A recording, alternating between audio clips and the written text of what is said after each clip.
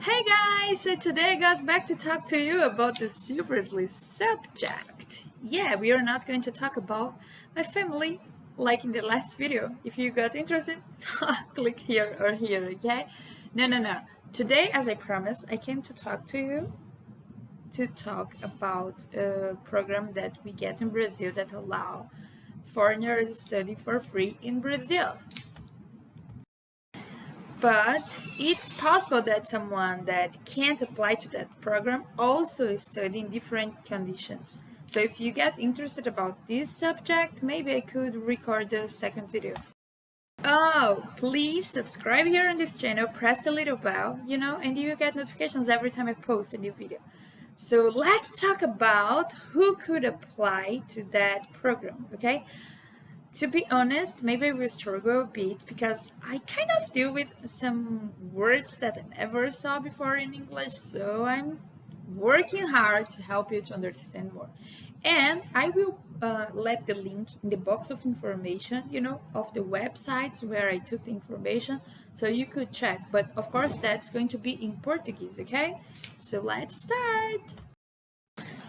Okay, I'm recording that video because I got some comments in another video where I was trying to explain in a rough way, not very, formal or deep, that we can study for free in Brazil. If you get interested, you can check here or here. But anyway, my point is that I got some comments there making questions about how a foreigner could study for free in Brazil. And I actually got interested about it. I mean, I'm looking for the opportunity to do my master in London, so I understand how could be harsh sometimes, you get information about a program like that. Even more when you deal with the language barrier. So, yeah, I'm going to try to help you, okay? So let's start. We get a law decree that kind of discipline that program that allow foreigners study in Brazil. I'm going to talk to you about the specific program, okay, to foreigners. But of course that it's possible that in different conditions, if you won't be approved in that program, you could study in Brazil too. If someone get interested about it and the video got a little bit viral, maybe I could record a second video talking about other kind of foreigners that could study in Brazil. But let's start. Okay, so we get a program named in Portuguese Programa de Estudantes-Convênio de Graduação, PEC-G. That is something like Student Program, Graduation Agreement, PECG, PEC-G or PEC-G, something like that, okay? So that is predicted in a law decree from 2013, but it's older than that. But anyway, the system that actually disciplined that, it's that decree, okay? So I will get the link here about that decree because if you get interested about it, you could check, okay? So let's start with who could apply to study in Brazil using that program, okay? Okay, first of all, your country should participate from that program. That's kind of a way, I think, in my opinion, for what I noticed, that allow countries, get different students, studying in different countries. Like a Brazilian studying China, Chinese girl studying, on India, Indian studying Brazil, something like that, okay? So your country supposed to sign that agreement. If your country is not on the list, you couldn't study. Second of all, you should get between 18 and 23. So yeah, unfortunately, that program it's specific to young people. So you should have finished 18 years and get in the top 23. That's the loop, okay, of people that could use that program. So another point is that you should have finished your high school, the kind of school the phase of school that you need to finish before you go to some college or university. So you should have finished outside Brazil. If you were a foreigner that was doing high school in Brazil, you couldn't apply to that program, okay? Another point is that your kind of, what's the word in English? Score, your kind of global score in a graduation system should be higher or equal at least of 60%, like 60%. If you get like terrible low score on school, you couldn't apply to that program, okay? That is to the disciplines that you study in generally on the high school. For example, math, physics, chemics, biology, you should get at least 60 or higher, percent of your global score. Another point is that on your native language, like English, French, Spanish, you should get that same score, at least 60% or higher. So if you were really, really terrible in your official language on the high school, you probably wouldn't be able to apply to that program, okay? Point. If you were still studying on the high school, you could send your application to the program, but when you come to Brazil, you should present the degree of the high school to the university. If you don't, you won't be approved on the program, okay? Okay, guys, another point, I think that it's common to everyone that's going to study in a different country. You should get a certification. Wow, that's hard, huh? Certification of Portuguese proficiency test. That's the word. Yeah. For example, right now I'm getting classes to do the IELTS test. That's an English proficiency test because I want to study outside Brazil. So to send my application to a university in a master degree, I also should be approved, in some English proficiency test named IELTS. In Brazil, we also get that test in Portuguese. And the name of it's CELPE Bras. CELPE, even like, a small piece of, oh my gosh, I don't know the word in English, sorry guys. Hyphen BRAS. That's the name of the test, okay? CELPE-BRAS. So, if in your country it's not available, that Portuguese test, you could do a search online to see where you could do that test in your own country. But if it's not possible to do that test in your country, if that test is not being applied in your own country, you could do in Brazil after you do a Portuguese course to foreigners, in some university that kind of belongs to the pact, to apply that test, okay? In my opinion, it's actually interesting because before to do the test, you would make like a Portuguese course, But to be honest, an advice that I should say to you, that I would share with you, it's study Portuguese a bit before you come, even if your country don't get the test, even if it's just possible to you do the test here in Brazil, study Portuguese before,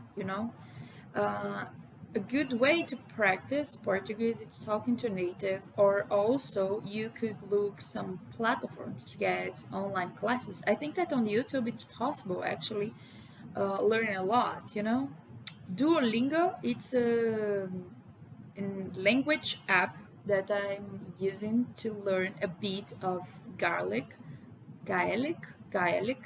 so it's a good way to practice another language, to learn a bit. And here we get an important, really important situation. If you won't be approved on the self-awareness test, you won't be approved on the program, which means that if you came to Brazil to do the test here in Brazil and you won't be approved on the test, Brazil will send you immediately back to your own country, and you can't kind of contest the result of that test. Well, I think that it's a bit unfair, but it's like it is, unfortunately.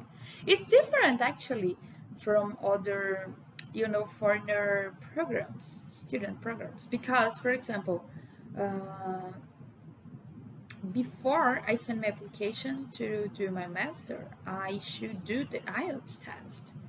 In theory, I could do the IELTS test, for example, in England, but I can't send my application for what I kind of understood talking to guys from university, for example, Westminster. A consultant from there explained that, and he kind of said, Thayse, you should be approved on the test before you send your application. Of course, that because the pandemic, some universities are kind of accepting another kind of test, not just the IELTS. But here in that Brazilian program, it's different because you could send your application and come to Brazil to do the self-press test here in Brazil after you actually make a Portuguese course. But remember, just if your country don't apply that Portuguese test, okay? So if you could, what I should say is that study Portuguese, do the test before you actually send your application, because we get a problem on that program. We got a problem. If you were disconnected, to that program, you can't send another application. So, for example, for what I understood, maybe I'm wrong, but for what I understood, making a search to share informations with you, if you came to Brazil to do the test here and you won't pass, they will send you immediately to your country, okay? Which means that you won't be approved, you would be disconnected to the program, which means that you wouldn't be able to try again the program, It's basically because the rule is, if you already were benefited, maybe that's the word, with the program once doing another course, you can try again. And if you were, for some reason, disconnected to the program, you won't be able to try that program again, okay? So that's the problem. That's why you should try to study Portuguese and understand before do the test. To be honest, I think that Portuguese, it's a hard language, but to do some tests like that, I suppose that that's not going to be so harsh. I think that the IELTS, for example, it's kind of harder, Anyway, my point is that if you won't get the global score that they demand, you won't be able to be approved in the program. If you don't get higher, like equal at least 60% or more as a score of your own official language on school, you also won't be approved. If you don't finish the high school on your own country outside Brazil, for example, I was born in India but I was studying in China, that's okay. You just can't finish high school in Brazil. So if you did the high school in Brazil, you won't be able to do the program, to participate in the program.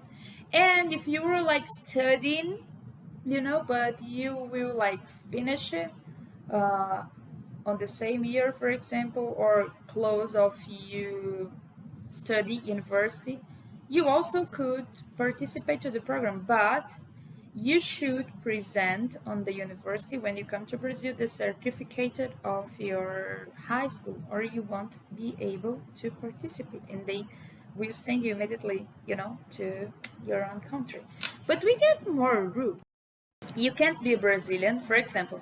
Some children get double nationality, It's very common that here in Brazil, involving Italian, actually, passport. Anyway, if you are a Brazilian dude, you can't apply to that program. The rule is that. Another thing, in theory, you can't get a visa, even a temporary visa in Brazil to participate that program. Because remember, you will get a student visa specific to participate to that program. So if you got another visa in Brazil, you won't be able to participate to that program. So another point is that if you kind of were approved but kind of gave up and didn't showed a just cause, like a good reason, you also won't be able to keep going on with the program, okay? So we get more rules, but first of all, I will say to you one information. Those informations that I shared with you, all of that, they are in a website from the government. I'm going to share with you the link in the box of informations. It's on a website of Foreign Office Minister. Ministry, I think? Ministry? Maybe I'm doubted. Name it Itamaraty. So we'll get the link on the box of informations. But we get some more informations that you should know. So we get a public notice every year, sharing the rules to send your application to participate to that program, okay? I will get the link of that rule from the last year, In Portuguese, it's hard to explain, guys. I'm trying to translate everything that I'm saying to you in English. We get legal system in Brazil with a lot of different kind of laws. Decree, federal law, state law, blah, blah, blah. So we get something named Edital. That in English would be something like statute or public notice, I think. So every year the government release that thing, with the rules about the program and say like the period, you should try to send your application. So I'm going to share with you that rule from the last year in the box of informations. Of course, that everything is in Portuguese, but it's just to you understand where you can get the informations to try that program, okay? On that law that I'm going to share with you, let's say it's not a law, it's like a document where the government say the rules that you need to follow that program and who would be able to participate to that program. So anyway, my point is that there you can check the countries that can participate the program. Where do you send your application? On the Brazilian diplomatic mission, okay? Or you could just try to look the consulado to take more informations, okay? So you also need to show that you get at least 600 American dollars to support yourself in Brazil. That's another thing that it's necessary. To be honest, do I think that someone could study for 4 years in Brazil, for example, with $600? No, of course not. You probably will kind of look for a job when you were here in Brazil to keep paying your bills. But the government says that it's what it's necessary to, be able to participate to that program. And you also should sign some kind of paper, agreeing, like you kind of sign a paper, a document, say that you will afford your personal bills like food, public transportation while you were here in Brazil, okay? So I think that the most important links that I'm going to put in the box of informations are two. The foreign officer minister, because you get like small informations about the program, quickly one. Everything that I told to you, I kind of took from there. I also took from the law decree that disciplined the program, and some informations from that edital, that public notice, okay? That's the most important thing that you should check, because every year the government will share that edital with the rules, and the period where you could send your application. So, which countries could, participate from that program? I will just talk about a few because there is a lot. Even Asian countries could, but I will check, okay? So let's go. Africa, South Africa, Angola, Algeria, Cabo Verde, Cameroon, Cote d'Ivoire. I don't know how to pronounce that.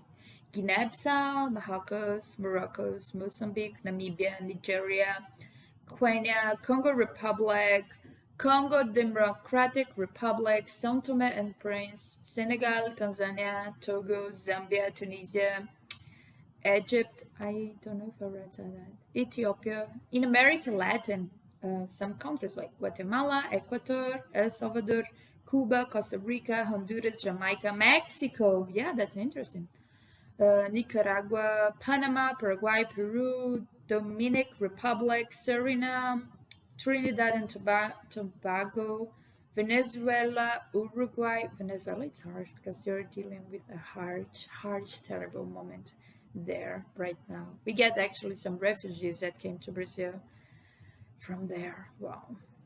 Argentina, Antigua, Barbados, Colombia, Bolivia, Chile. It's actually interesting to know that on South America, some people also can come to here to study through that program. I got a little bit surprised because we get an agreement involving South American countries that allow, people from Chile, Argentina, blah, blah, blah, for example, enter for free easily in Brazil.